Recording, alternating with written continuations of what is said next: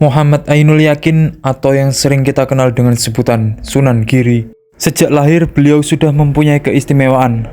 Ketika masih balita, beliau dilarungkan ke samudra oleh orang tuanya dan terkatung-katung di tengah lautan yang luas. Kemudian beliau akhirnya ditemukan oleh saudagar kaya dari Gresik. Gimana kisahnya beliau menjadi seorang wali songo? Ikuti Mbah Joko Channel jalan-jalan. Check it out.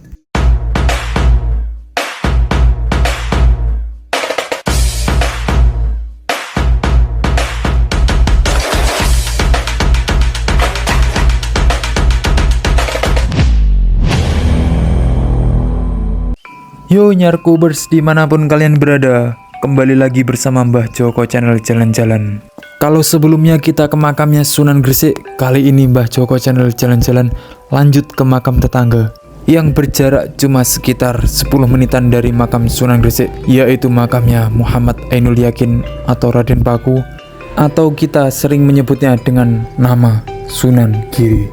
Sebelum lanjut, alangkah baiknya kalian tekan tombol subscribe dan tombol lonceng agar kalian tidak ketinggalan video-video terbaru dari Mbah Joko Channel jalan-jalan.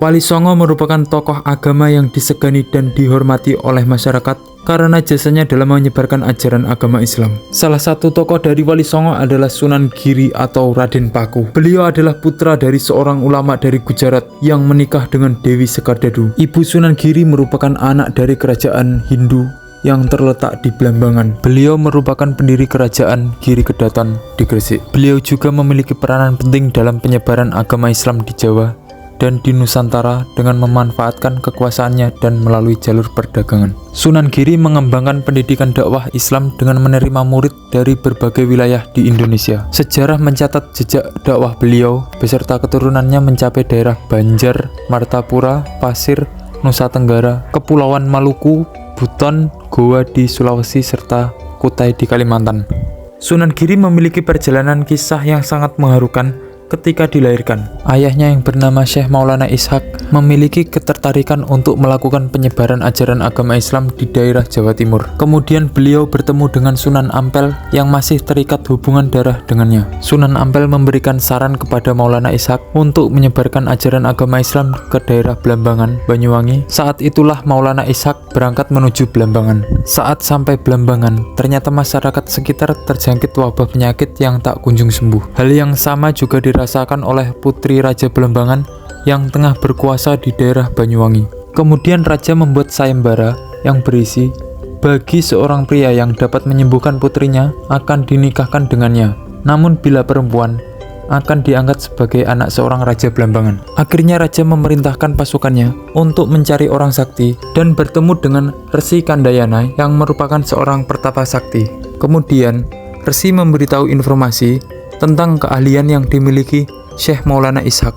Saat itulah Raja Blambangan bertemu dengan Syekh Maulana Ishaq. Syekh Maulana Ishaq akan menyembuhkan wabah penyakit sang putri, yaitu Dewi Sekardadu, dengan syarat semua keluarga harus mau berpindah kepercayaan ke agama Islam. Dan setelah Syekh Maulana Ishaq mengobati wabah penyakit sang putri raja, akhirnya penyakitnya dapat disembuhkan.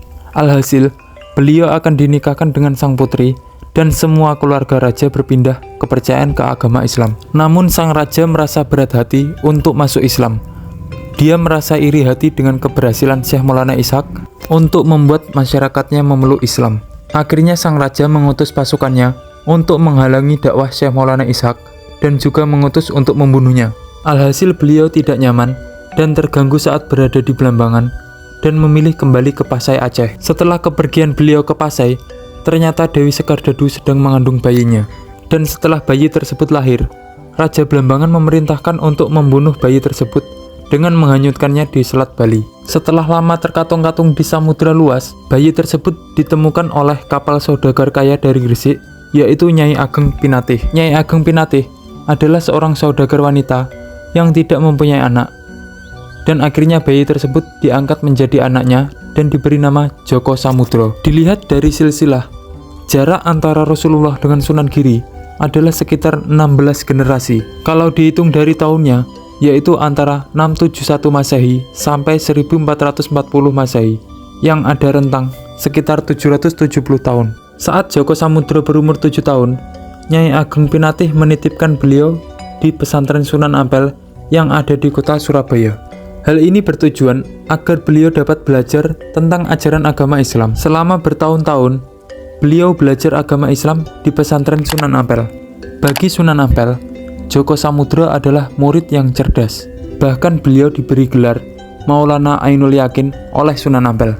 Suatu hari, ketika Sunan Ampel habis mengerjakan sholat tahajud, beliau melihat cahaya yang keluar sangat terang dari salah satu muridnya. Karena tidak bisa melihat wajahnya dengan jelas, maka muridnya tersebut diberi ikatan kecil pada sarungnya. Keesokan harinya, Sunan Ampel bertanya kepada semua muridnya tentang siapa yang mempunyai ikatan kecil di sarungnya. Djoko Samudro kemudian maju dan menunjukkan ikatan di sarungnya tersebut. Dengan melihat ikatan sarungnya tersebut, maka Sunan Ampel tahu kalau Djoko Samudro adalah bukan anak sembarangan. Kemudian, Djoko Samudro diajak menemui ibu angkatnya di Gresik oleh Sunan Ampel. Sesampainya di Gresik, Sunan Ampel menanyakan siapa sebenarnya Djoko Samudro kepada ibunya, yaitu Nyai Ageng Pinatih. Akhirnya Nyai Ageng Pinatih menjelaskan semuanya, mulai ditemukannya bayi yang terapung-apung di Selat Bali dan ditemukan oleh kapal dagang miliknya yang sedang berlabuh di Selat Bali tersebut. Dari cerita itu, Sunan Ampel yakin kalau Djoko Samudro adalah keponakannya sendiri. Dia adalah anak dari pamannya, Syekh Maulana Ishak, yang dari Pasai. Karena pamannya pernah berpesan kepadanya, jika nanti ada bayi laki-laki yang terapung-apung di Selat Bali, dia adalah anakku. Jika dia laki-laki, maka berilah dia nama Raden Paku, biar menjadi Paku Islam di tanah Jawa. Akhirnya, nama Djoko Samudro diganti dengan Raden Paku. Dan sejak itulah ia dipanggil Raden Paku. Setelah selama 3 tahun belajar agama Islam di Ampel, akhirnya beliau mendapat tugas dari gurunya untuk berguru ke Pasai bersama anak Sunan Ampel yang bernama Raden Maulana Makdum Ibrahim atau yang sering dikenal dengan Sunan Bonang. Setelah belajar selama 3 tahun di Pasai, Syekh Maulana Ishak menyuruh mereka kembali ke Jawa untuk menyebarkan ajaran Islam di Pulau Jawa. Pada waktu Raden Paku mau pulang ke Jawa, beliau diberi nama Maulana Ainul Yakin oleh ayahnya. Kemudian ayahnya memberinya segenggam tanah yang nantinya Raden Paku disuruh menemukan jenis tanah yang sama di Jawa sebagai tempat mendirikan pesantren. Tanah tersebut harus sama dengan bau dan jenis yang diberikan oleh ayahnya. Setelah berjalan jauh, alhasil beliau menemukannya dan membangun pesantren di desa Sidomukti dekat kota Gresik yang terletak di dataran tinggi. Itulah kenapa beliau diberi nama Giri dan akhirnya dikenal dengan Sunan Giri. Setelah Raden Paku pergi melaksanakan ibadah haji, beliau ditugaskan oleh Sunan Ampel untuk berdakwah di daerah Blambangan. Ternyata beliau melakukan dakwah agama Islam di tempat Prabu Minak Sembayu yang merupakan kakek kandungnya sendiri. Kakek beliau sangatlah senang bisa bertemu dengan cucunya lagi.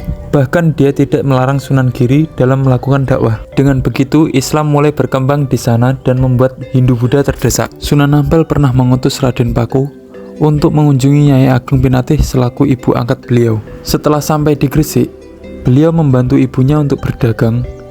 Di samping berdagang, beliau juga turut menyebarkan ajaran Islam. Suatu ketika, Raden Paku menyulap karung yang berisi pasir dan batu menjadi emas, rotan, damar, dan barang mewah lainnya. Hal ini dilakukan karena beliau mengetahui bahwa ibu angkatnya tidak pernah bersedekah. Sejak saat itu, Nyai Ageng Pinatih mulai senang bersedekah dan juga berzakat kepada masyarakat yang membutuhkan. Untuk makam Sunan Giri berada di Desa Giri, Kecamatan Kebomas, Gresik, Jawa Timur. Letak makam beliau berada berjarak sekitar 10 menitan dari makam Maulana Malik Ibrahim atau Sunan Gresik. Makam tersebut berada di dataran tinggi, otomatis jika akan ke makam beliau harus menaiki banyak anak tangga. Sebelum masuk ke makam Sunan Giri, akan diawali dengan sambutan pintu gapura yang bentuknya seperti candi bentar. Terdapat 2 patung kepala naga yang memiliki simbol tanggal wafatnya beliau. Pada pelataran makam terdapat banyak makam yang ada di sana. Makam-makam ini merupakan makam para bupati atau pemimpin-pemimpin Gresik tempo dulu. Itu tadi penjelasan tentang sejarah singkat Sunan Giri. Untuk next video, Mbah Djoko Channel akan lanjut ke Surabaya, ke makam guru Sunan Giri, yaitu Sunan Ampel. Tunggu video perjalanan Mbah Djoko Channel selanjutnya, dan jangan lupa share ke teman-teman kalian. Sampai ketemu di video selanjutnya. Terima kasih.